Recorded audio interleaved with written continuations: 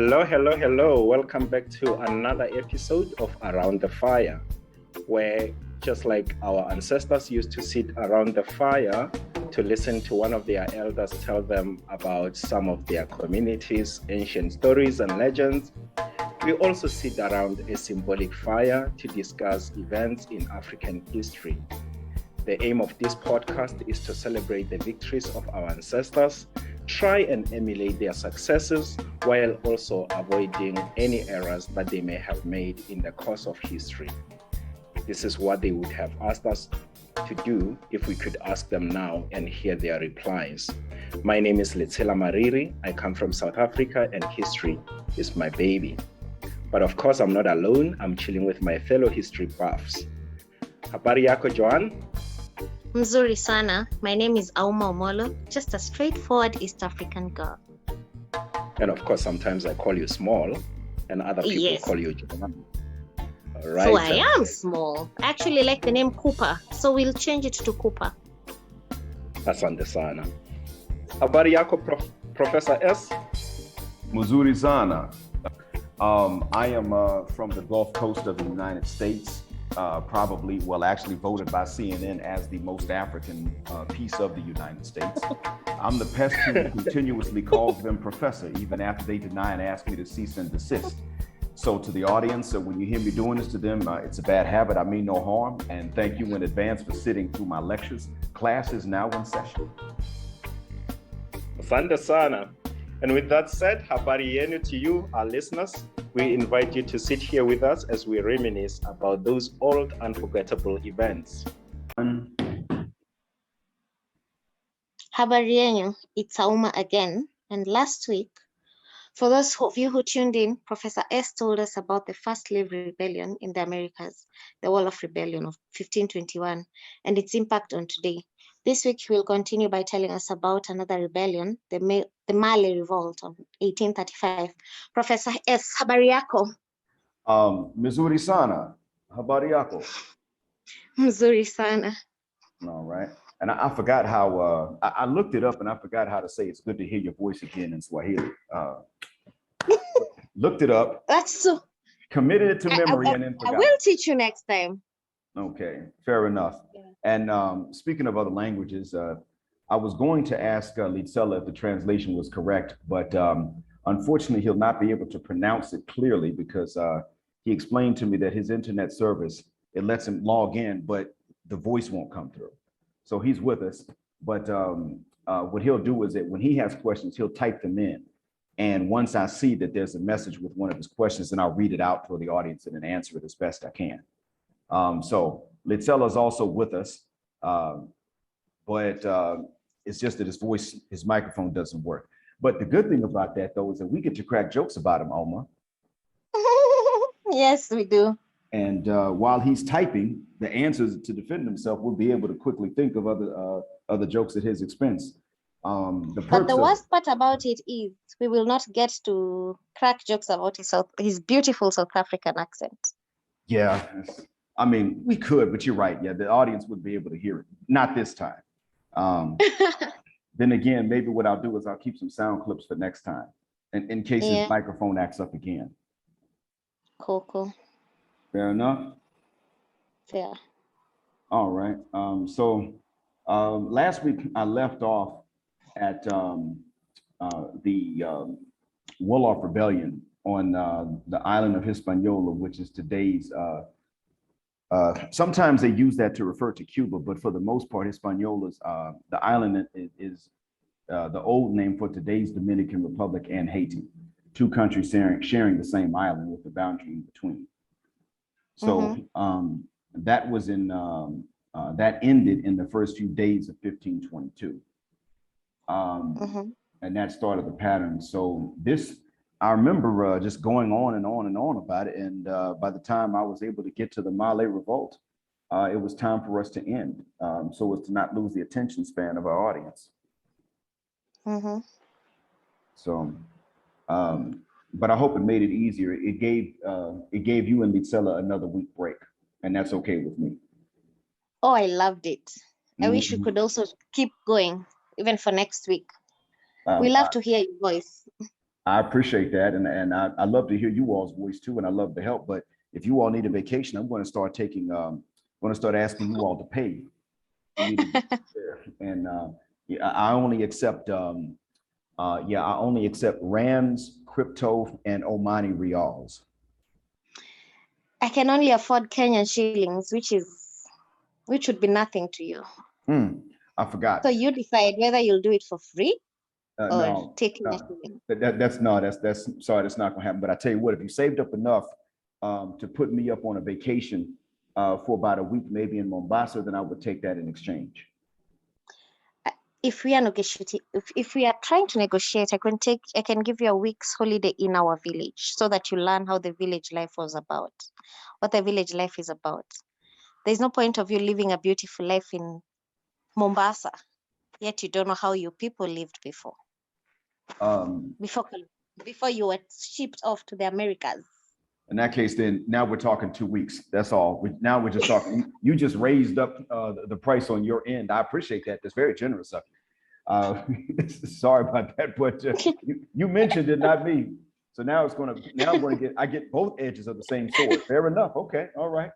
You're welcome. You're welcome. It will be free.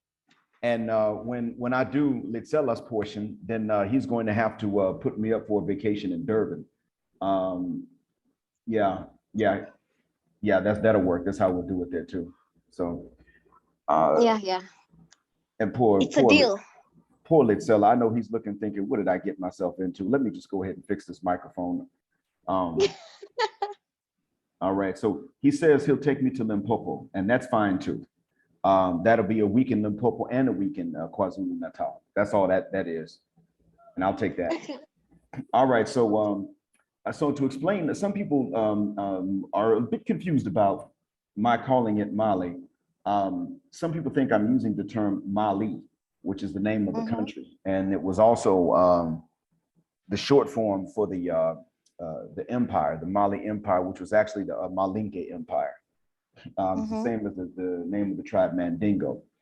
I'm not sure. I couldn't prove that the word Malẽ came from this or not. That I didn't find. I'm sure somebody could find it, but I'll leave it to one of the audience members if there's a link to some conclusive proof. It just didn't come up in my search. But I do know that in the 1800s in Brazil, the Portuguese speakers themselves would use the term Malẽ for the Muslims. But most of the Muslims were of Hausa and Yoruba descent. And coming from today's Nigeria. So it's not really, we can't really be sure. That's part of the doubt as to where the name came from. But in 1835, there were about 600 Muslims that were in the state of Bahia. And so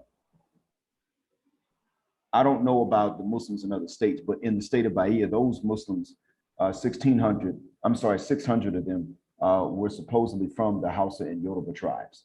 And mind you, those two are not the closest of friends or the worst of enemies today, those two tribes in relation to each other. Their relationship is not really outstanding in either direction, from what several Hausa speakers have told me. But why? Why is that? Well, the Hausa and the Fulani both, they're pretty close to each other, at least in Nigeria. The Hausa and the Fulani they're pretty tightly connected. It's pretty much unthinkable that any sedentary Fulani doesn't have a Hausa ancestor and vice versa. I'm sorry, no, that a Fulani doesn't have a Hausa ancestor. A Hausa may conceivably not have a Fulani ancestor only because the Hausa outnumber the Fulani by a whole lot. But they live in different parts of Nigeria. So even though you have a lot of intermovement in today's Nigeria, their stomping grounds are not, they're not the same stomping grounds, very little overlap. So they know about each other, but the Yoruba, religiously speaking, are mostly a mix anyway. You have Christian Yoruba, you got Yoruba that follow the old Yoruba faith, and then you have Yoruba that are Muslim. And they easily intermarry even when the religions prohibit intermarriage. There's not a religious identity that is specifically Yoruba, whereas if you're Hausa or Fulani, The religious identity is Islam. So therefore, as a Yoruba, when a Yoruba meets a Hausa or a Fulani, that person knows that this Yoruba could be of any faith and they could be of any level of practice and seriousness of whichever faith they are. And they may not really be observant of any faith. They may just claim one by default. And so therefore, I have a question on that. yes. Is it more important from back then, the Hausa and the people in Nigeria, what is more important, the faith or the culture? Why would they prevent intermarriages? Is it because of the different cultures or the faith? Well, it will be because of both. I mean, there's obviously not going to be a racial taboo on it because the race, they're both Black. But when it comes down to some faiths, people are, as you know, people are not always encouraged to marry across religious lines. And that can trump even tribe. So the Hausa and the Fulani are heavily intermarried, whereas the Yoruba and the Igbo rarely intermarry with each other. I'm not saying it doesn't happen, but from what they tell me, it's a pretty difficult phenomenon. And if it does happen, that the highest chances of success in a marriage are if neither one is particularly observant of their culture or whichever religion they claim. That's you know how what's weird? You know what's weird? Here in Kenya, tribe trumps everything. They first ask where someone is from, what tribe they are, and then they'll think about their religion. Yeah. Well, that happens in certain places too. But in terms of the actual faith, it is true that, for instance, for Muslims, Muslim men can marry observant women of the book, meaning a Muslim man is allowed to marry a practicing Jew or Christian woman. That means she's got to take it seriously and she has to practice chastity as well. But a Muslim woman can only marry a Muslim man because it's not a non-Muslim man's job to protect a Muslim woman's religion, whereas the Muslim husband is still required to protect his wife's choice of faith. Oh, nice. So therefore, there are certain marriages that actually would be religiously prohibited. And I think there's a verse in the Bible that says that in marriage, people are supposed to be equally yoked. So this is encouraging practicing Christians to marry practicing Christians. So that's what takes a lot of precedence in Nigeria and in different parts of Africa in general. It changes as you go from place to place, I'm sure. Yeah, it's true. So though the Hausa and the Yoruba nowadays don't particularly have a very good or bad relationship with each other, from what the Fulani told me. These weren't even Hausas. These were Hausa-speaking Fulanis that explained this to me. That it's very individually based. At that point in history, whatever their relationship was like in Nigeria, once they were in Bahia, then it had to change because they were both enslaved. And that is one of the questions that Lisella asked. I just saw in the chat. The state of Bahia, it's spelled Bahia, and that's one of the states in Brazil. And I think at that time they referred to it as a province, but it's one of the states. And the capital of it is Salvador de Bahia. So sometimes people use the name Bahia to refer to the city. And other times they're referring to the state. But to this day, Bahia is known as one of the blackest states, and Salvador de Bahia is known as one of the blackest cities in Brazil. Even up until now. So remember that the Wolof Rebellion started on Christmas? Yeah. Well, this time in 1835, what they decided to do was to start it at the end of Ramadan. And that was going to coincide with the Catholic holiday as well. And that was going to be the 24th of January of 1835. So around the time that one year is ending and another one began is common to both of these rebellions. And it's based on disrupting the celebrations of these holidays that the Catholics had, because the Portuguese and the Spaniards, respectively, they were both largely Catholic. So the Muslims decided that they were going to start this on the 24th. And actually, there was a surprise in there. So, yeah, actually, there's a surprise in there. They decided to start it on around that time. They decided to start on the 24th to coincide with this holiday. And they allowed non-Muslim Africans to participate as well. The goal was to end slavery, and they were going to start another Islamic homeland there in Salvador de Bahia. And what's relevant is that it's not that it was the first, but this one also changed history too. How? See, Bahia state had other revolts that started all the way going back to 1810, but they were usually in rural Bahia, wherever they were growing sugarcane. These revolts didn't happen in the city of Salvador de Bahia. They were out in the you could say out in the state land, or they were in rural areas. And I guess the sugarcane crop was a very difficult crop. I understand that it was a very labor intensive crop. So the working conditions were already bad and very frustrating. And people weren't expected to survive for too long working sugarcane anyway, unless I mean, if your workers weren't subjected to harsh conditions, you probably weren't going to have a profitable crop anyway. So the thing is that this time in 1835, this one was in the city itself. And that was one of the things that came as a shock to the slaveholding population. Most of the slaves that were imported, at that time, it was known that Yoruba and Hausa didn't really like each other that much. But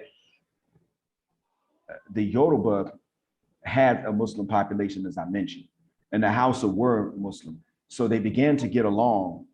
They weren't expected to, but they began to get along well enough to go ahead and cooperate and to even conspire with each other. And the thing is that it was not the men that, there was a leak in the plans, but it was not the men that actually leaked these plans. And non-Muslims were allowed to help in the rebellion too. Also, the Africans that were from the countryside and those from the city itself were in cooperation. So when it finally kicked off, the sheer unity was a major surprise to the Portuguese colonizers. And they realized that they were going to have to make a concession. And I'm going to tell y'all about this concession later on. So at 5 a.m., it was known that most Africans would go to the public fountains to draw water. And so on the, some would say it's the 24th, but others would say it was the 25th, because it was around, it was going to be that time of night that they were supposed to start the rebellion. I suspect that that year, Ramadan ended on 24th at sunset, which to some people would have still been the 25th, because some people still counted the next day as starting at sunset. And so that's why the plan time, or the date of the plan time, is still in question among some people. So the thing was that it was actually 2 African free women that figured out that there was a plan and figured out what the plan was. And one was named Sabina da Cruz, and the other one was Guillermina da Souza. And so Guillermina was, she was one of the 2 that figured it out, but she's the one that told the white neighbor about the plans. So at that time, they did call Bahia a province and not a state, but the one that was in charge of the province ordered police to search the homes of the Africans that she reported, because she knew some of the names. And so once they started doing this, that actually kind of pushed things up. And so in hours, Africans began fighting with the police. And they began to fight with whatever weapons they could get, but the fighting went from district to district. And so different neighborhoods started to be set on fire. And they fought from neighborhood to neighborhood, district to district, until they got to the Bay. And they called it the Bay of All Saints. And that was sometime after 3 a.m. that they finally got to that bay. So The Europeans won. In the end, they won. So this revolt didn't go on for days. This revolt went on for hours. It went over the course of a night. The Europeans did win, and they killed 70 Africans overall. But this one had an impact because the whites were so scared, even though they won the rebellion, even though they put it down. The rebels killed 9 white and mixed Brazilians. So if you had white blood, they were coming after you. You didn't have to be 100% You white. didn't have to be fully black. Oh, now I can see Mariri is asking, did the slaves particularly wish for or hope for a kind of Islamic state? Should they, or they wanted to be free? Did they have sheikhs among them? Were they freely practicing their faith before the rebellions? They did have some educated people amongst them. There was, I forgot the name, but there was one who was known to have memorized the Quran. And there were those among them that were knowledgeable in the faith, and they could have very well have been leaders. And yeah, they did want to set up an Islamic homeland. That was one of the goals. And this is one of the reasons that there had to be some concessions made. There were gatherings in which they would, some that were enslaved and they had free time, and others who somehow had acquired their freedom would gather at homes during free time, and they would have these lectures or these lessons in which the educated amongst them would teach the rest what they knew. So this was done. They were not just lay people that had been enslaved. When people got enslaved, all types of people wound up in bondage. Even those who came from the same tribes as those responsible for selling wound up in bondage. And so, and sometimes people who used to be involved in the slave trade could wind up being kidnapped as well.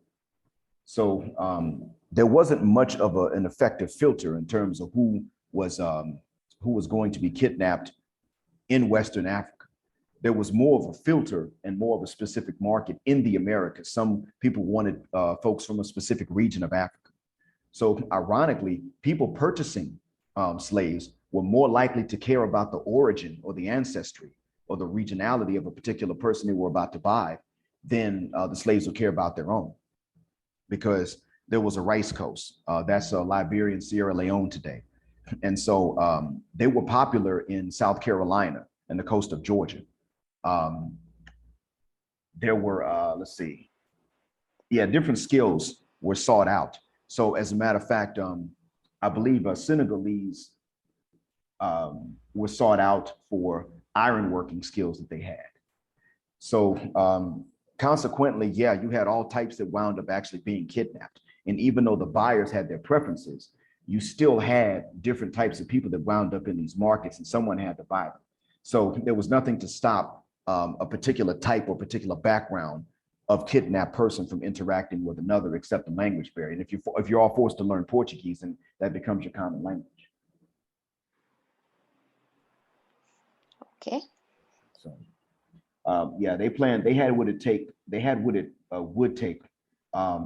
And now there's a question as to how freely they could practice it, to be honest, because it would depend from place to place and just how they felt about enforcing different rules. But in Brazil, I know it varied from place to place. In the Spanish colonies of the Americas, you could not practice it that freely. Now it's being discovered that people did it in secret, but in most of the Spanish colonies in the Americas, it wasn't that free and open. They didn't have that much variation in terms of how they policed it. If they caught you, because the Portuguese didn't have a Portuguese Inquisition per se, but the Spanish back in Spain had a Spanish Inquisition. And even though that Inquisition was not active in the Americas, you didn't want to risk being sent back to Spain to be tortured. So people in the Spanish colonies, they had to keep their faith a secret. Okay. Yeah, they only managed to kill 9 and they lost 70. So that's a pretty big difference in terms of the kill ratio. Very but good. what they did do that was effective was that they targeted areas first that were frequented by the wealthiest whites that owned the most slaves. And so that caught everybody off guard so much that some whites would go and sleep in canoes offshore for several nights afterwards, because they were so sudden and so destructive in their striking that everybody was paranoid that another revolt was being planned, or that another wave of the revolt was in the making. So some of the wealthiest whites that owned the most stopped sleeping on land, and stopped sleeping even in their homes, and they would just go and take the canoes and sleep there on the water, so that they had a chance of hearing somebody trying to swim up to them. They couldn't be taken off guard as easily. So it did give them a type of paranoia. The funny thing is that actually seemed to be the case in New Orleans. And being from that Gulf Coast area, I have picked up on this. There's still somewhat of a paranoia that they have, even in the New Orleans area. So I can understand the corollary here. I can understand what this is referring to. So the police arrested, after they killed 70, they arrested 45 slaves, and they arrested more free Black people, 50 of them, than they did slaves, and just in the next 2 days. So they were making arrests for months, but just in the next 2 days, they arrested 95 Africans, and 45 were slaves. So just a bit under half of them were slaves. A bit over half were not slaves, they were free. And they kept on going for months, just raiding homes, trying to find people that might have gotten away, because it was so paranoid about anyone involved not being arrested and trying to plot rebellion, because they realized that it was easier for the Africans to cooperate with each other than they had previously ever thought. So over the next several months, they put hundreds behind bars. And they were so paranoid that they punished one slave by whipping him, even though he was in jail when the rebellion started. So he wasn't even free. They had a record of him being imprisoned, and they still punished him because of their paranoia. So the Portuguese began to punish the free Africans differently from the punishment of the enslaved. So what they would do is they would allow the masters to influence the punishment. So they were more likely to flog and force more labor out of the enslaved Africans than they were to kill them. Because if you kill them, that's just money down the drain. And the owners were not looking to just lose money. They were looking to rather rehabilitate them or dehabilitate them in slavery. So since they were fighting to not be slaves, they would just tighten the reins of slavery on them as a punishment after beating them. But they didn't want to imprison them for too long or kill them. But what they did do was they actually did imprison the free Africans, but then they also deported some of them. So after they were let go, some of them were actually allowed to go back to the African coastline. They were sent back. Was that a bad thing? No. Being sent back to the African coastline? It was not. And that's one of the things that was very unique about this rebellion. This rebellion actually resulted in some of them being sent back as free people. That's very rare, because normally they just killed who was involved. Some places they killed you even if you were a slave and you cost a lot of money. But in this case, they actually let some of them go back home. And I would assume that would make that would cause a lot of rebellions, because now if they're sending people home, then let's continue rebelling so that we can be sent home. You would think so, but this was not going to become a pattern. See, for one, this happened in 1835, so there wasn't going to be a much longer that there was going to be enslavement. Also, rebellions just in the state of Bahia dated back to 1810, without this being the result. So I think many Africans probably knew that this was not going to be a pattern. And the thing is that those that were considered to be just influenced into the rebellion, or there was doubt about them, were the ones that would get deported. But if you were free and you were considered key to the rebellion or some kind of leader, they would execute you. Okay. So they did still kill some of the free Africans that were there. And so the other thing that this did was that the slaves that were from the Benin area, which includes today's Nigeria, they were also called Nago. Now, the Muslims were referred to as Malẽ, but the slaves in general were referred to as Nago. And owners began to sell slaves from the Benin area called Nago to other owners out of Bahia, even if they didn't have evidence of them being involved.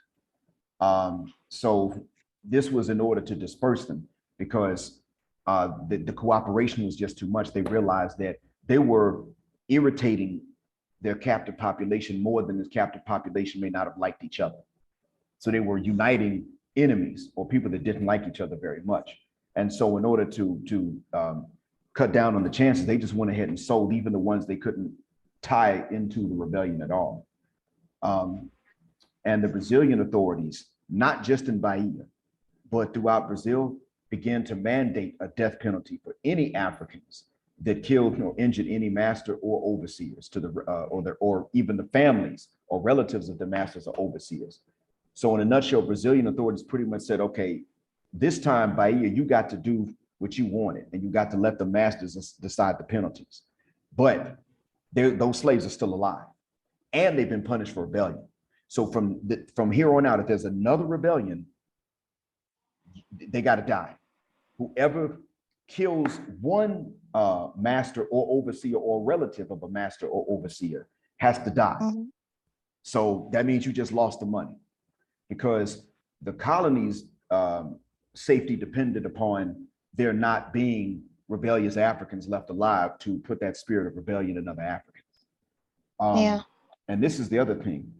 African religions then, after this point, did get banned and repressed there. After this. This was, and again, this was universal for Brazil, but its focus, of course, was going to be on Bahia. And so they were counting African, they were banning African religions, but they were counting Islam as an African religion in this case. So while some people try to say that Islam is a colonizer religion, it was counted in Brazil as an African religion, and it was included among those banned. And to this day, many Black Brazilians don't share the view that other Black folks share, that Islam is some sort of invader religion. Many of them see it as an African religion and instrumental to liberation. Okay. And so there's an increasing number of Nigerian Muslims that are living in Brazil anyway, because you have more Nigerians going to Brazil, period, Muslim or not. And so one of the areas in which it's actually spreading is, I heard that Sao Paulo was one of those areas. I'm not sure how true it is, but that's what I heard. But also Salvador de Bahia. It's now spreading again and growing amongst Black Brazilians in Salvador de Bahia to this day. And Nigerian Muslims that live there have been considered instrumental in this sort of spread. So that was actually not, even though that was not the first rebellion in the Americas, let alone in Bahia, that actually wound up being the last slave rebellion in Bahia, in the state, I mean, or the province as it was called at that time. There were not going to be any more after that. That was the last time. And it's not really clear why, except to say that, of course, the Europeans, the Portuguese were very meticulous in doing what they could to remove every possible cause, including selling their captives to owners that were specifically outside of Bahia, specifically to disperse them. So that was one of the things that I'm sure was instrumental. And I'm sure that they also cracked down on just any gatherings of African people, free or slave. So they did what they could, and it worked. There was not going to be another rebellion, no repetitions of that episode again. But also this allowed some Africans, Muslims no less, to be sent back home at the expense of the empire. And even until this day in Lagos, because a lot of them settled in Lagos. And to this day in Lagos, you've got neighborhoods and mosques and families that have Portuguese last names, stemming from the result of those that fought and got deported back home. So like let's see, Da Silva is apparently is a common name in a common family name in Lagos, just as an example. Oh, nice. I didn't know that. Nice. I didn't know. And when you see them, these are the descendants of the ones that that fought back, or at least were Sent back convicted. home. Yep, descendants of those that at least were suspected or accused of fighting back, probably did. But yeah, they were sent back. And that's the effect that these revolts had. So after they got back home, do you have any information about how they lived? Were they respected, or do you not have any information after they got home? The people that, from what I've read and from people that are from that area, they said that a lot of them did pretty well in blending back in. They generally became respected and well-to-do families. They went into business, setting up schools, and so they're generally, to this day, they're well-educated. They're not poor. A lot of their descendants are not just out on the streets begging, at the very least. So they say that they were pretty much able to mesh back in pretty well. Some of them did leave Lagos eventually and go to other cities along the coast, not just in what's now Nigeria, but some are believed to have gone to other cities along the coast. There was one family, I think, that went to Freetown, Sierra Leone, and it was one man that went and he started to do well, and his descendants are still there today. So I didn't hear about them being any sort of outcast. Nobody made any mention of anything like that, even remotely similar to that. But did they reconnect to the families that they left behind? That I don't know. I'm sure that if you knew where your family was, you'd get back in touch with them. But I don't know how many of them were able to find those that they left behind or from whom they were taken. The chances are that they may not have been able to do so because many of them were a combination of both those who were taken from Africa and those who were born in Brazil. Mm-hmm. And so if you were born in Brazil, you may not be able to find your relatives that from whom your parents were snatched away. And they weren't all taken just from that Lagos area. Yeah, not all of them, and not all of them were even taken from Nigeria. That was the majority of them. But I don't have any stats on how many of them were able to reconnect. Yeah, the reason why I am asking, it's because back then, stories were told by word of mouth, like even history and culture and where you're from, your family line, your family tree. It was passed by word of mouth. So everyone knew exactly where they were from. So I would assume maybe after coming back, even though they were born there, they would have been told a bit about their family line. Yeah, we know that this did happen when it came down to those who revolted on the Amistad. That's another revolt. And there was a movie made about that, and Jimon Hunsu starred in that movie. They were in fact sent back eventually. They were sent specifically to Freetown, as a matter of fact. And Singbe is reputed to have gone back to where he was from. And that's the character that Jimon Hunsu played. Joseph Singbe was a leader of that revolt. It's said that he did go back to find his family, but a lot of his family were missing when he went back. So it's suspected that they also got kidnapped. And as Litzella said, it would have been hard when they went back to even locate them. And it's true that Africans got separated once they arrived in the Americas. They didn't try to keep too many people that would speak a common language near each other. And that was done so that we would lose African languages. And that was actually very effective. One of the things they would do is that, see, if you were born in one of the colonies, and they did this in the US, they did it in other colonies in the Americas. If you were born to someone that was from back home, you were likely to be separated from them around the time you started talking. This way, you would not pick up on the language, and chances are you would be sold to someone else, And then your new master would assign you to a lady that took care of kids. But chances are she wouldn't speak the language that your mom spoke. Chances are she would not speak a language from back home. And therefore, there was no way that anybody could pass it on to you. So they did a pretty good job of doing away with original African languages. Some areas did better than others, and some areas didn't really do a good job of that at all. But they pretty much did do a good job of removing the pure forms of most African languages. Because when they didn't do it, when they failed to do it, and that happened in some areas, they had more revolts on their hands. Jamaica's one example of that. You got Maroons, and they still can speak, I forgot which language it is, but they still can speak a form of the language from back home. And it's a language that's still spoken in Ghana today. In Suriname, you had rebels that were called bush blacks. And those were those who either fought or they ran away. Usually they ran away and they went into the jungle. That's in Suriname. Well, I forgot which country it is in West Africa, but somebody went from one of those nations to Suriname to meet these people to see if the rumors were true that he heard. And he found that the rumors were true. They could understand each other. But see, these Surinamese that could understand this guy from back home, they were the descendants of those that ran off.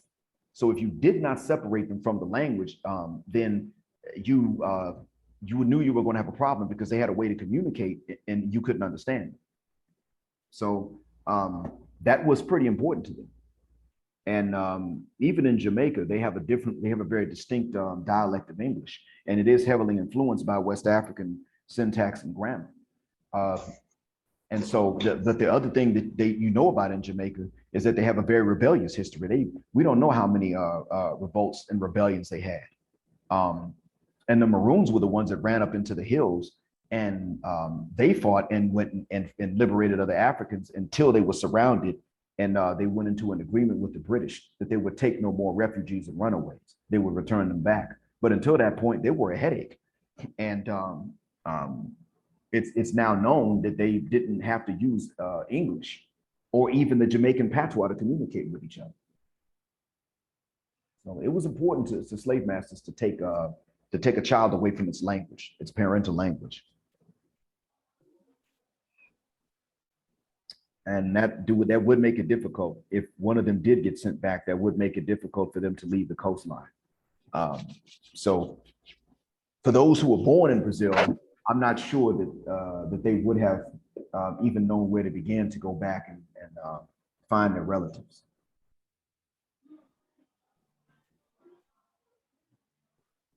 I hope that answers that. Yeah, that answers my question. All right. So that being said, then what I'll do is I'll give Nitsela time to type any questions. If he has any more, I'll give him time to type. As a matter of fact, I'll tell you what, Nitsela, if you type in 3 dots, then I'll wait. I'll know to wait for you to type in the whole question. So if you're going to type a question, just give me 3 dots, and then I'll know to pause and wait for you to finish.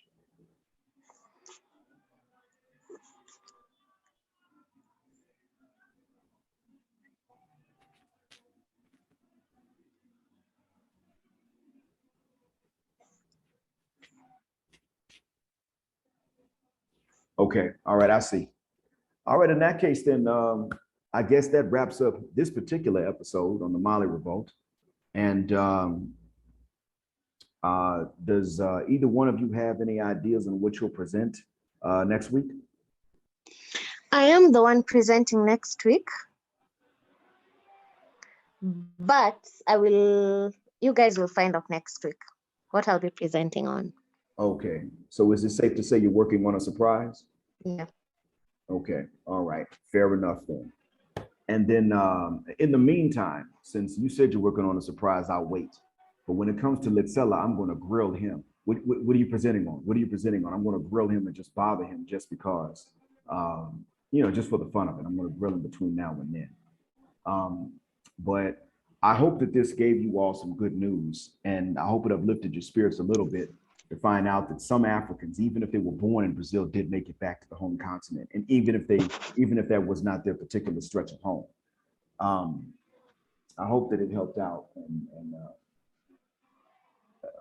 I hope that it made an otherwise very depressing topic somewhat easier to deal with. It did. We thank you for bearing with us for another episode of African History Around the Campfire. We look forward to you coming back to see us next week at the same black time on the same African channel. In the meantime, make sure you subscribe and select to be notified. But above that, hit the share button because we all know someone who needs this. See you next week, inshallah.